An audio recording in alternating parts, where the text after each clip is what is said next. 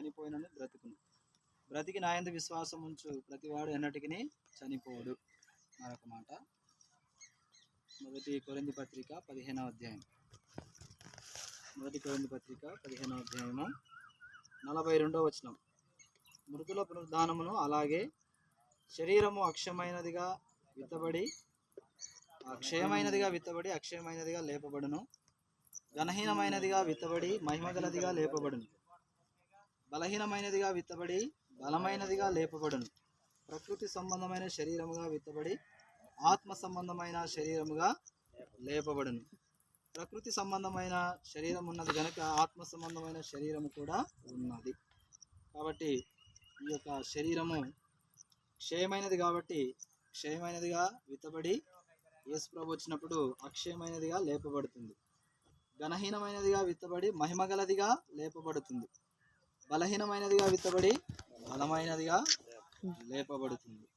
ప్రకృతి సంబంధమైన శరీరముగా విత్తబడి ఆత్మ సంబంధమైన శరీరముగా లేపబడుతుంది. కాబట్టి యేసు ప్రభు నందు విశ్వాసం ఉంచి ఈ లోకంలో మరణిస్తే ఒక దినాన యేసు ప్రభు రెండోసారి వచ్చినప్పుడు ఈ యొక్క శరీరము బలహీనమైనది బలమైనదిగాను, ప్రకృతి సంబంధమైనది మరి ఆత్మ సంబంధమైన శరీరముగా లేపబడేదిగా ఉంటుంది. కాబట్టి ఇటువంటి నిరీక్షణతో మరి యొక్క భౌతిక దేహాన్ని మట్టిలో పాతి పెడుతున్నాం. దేవుడు యేసు ప్రభు రెండోసారి వచ్చినప్పుడు ఈ శరీరము మహిమగలదిగా లేపబడుతుంది. చివరిగా ప్రార్థన చేస్తున్నాం. ప్రేమానమ్మకం మా పరలోక తండ్రి, పరిశుద్ధుడైన మా దేవ, జీవం కలిగిన మా ప్రభువా, నిన్న నేడు నిరంతరం ఏకరీతిగా ఉన్న మా దేవ, మీకు వందనాలు.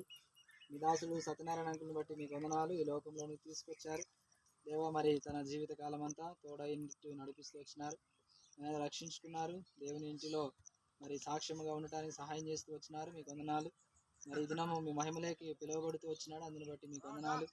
దయగల తండ్రి, ఇది మీ చిత్తమైనందుకు కొరకు స్తోత్రాలు దేవ తండ్రి. మన్నైనది వెనకటి వలె మరలా భూమికి చేరును, ఆత్మ తను దయచేసిన దేవుని యొద్దకు చేరుతుందని మీరు సెలవిస్తూ వచ్చారు.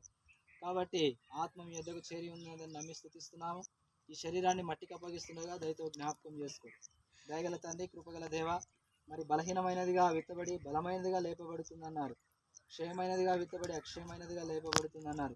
ప్రకృతి సంబంధమైన శరీరముగా విత్తబడి ఆత్మ సంబంధమైనదిగా లేపబడుతుందని మీరు సెలవిస్తూ వచ్చినారు. కాబట్టి రెండవసారి మీరు ఈ లోకానికి వచ్చినప్పుడు ఈ శరీరము మహిమ శరీరము ధరించుకొని మిమ్మల్ని ఎదుర్కొంటుందని నమ్మి విశ్వాసంతో మరి యొక్క మట్టిలో పాతి పెడుతున్నాము. దయతో జ్ఞాపకం చేసుకోండి. విడవబడిన కుటుంబ సభ్యులందరినీ కూడా మీరు ఆదరించండి, ధైర్యపరచండి. వందనములు స్తోత్రాలు చెల్లించుకుంటూ మరి ఈ యొక్క మట్టి శరీరాన్ని మట్టికి అప్పగిస్తుండగా మీరు సహాయం చేస్తున్నామని యేసుక్రీస్తు ప్రభు నామములో ప్రార్థిస్తున్నాము తండ్రి, ఆమేన్.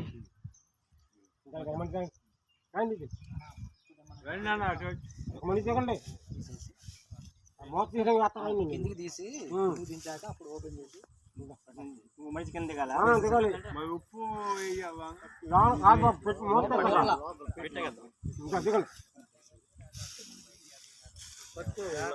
దింపేదాకా ఉంటే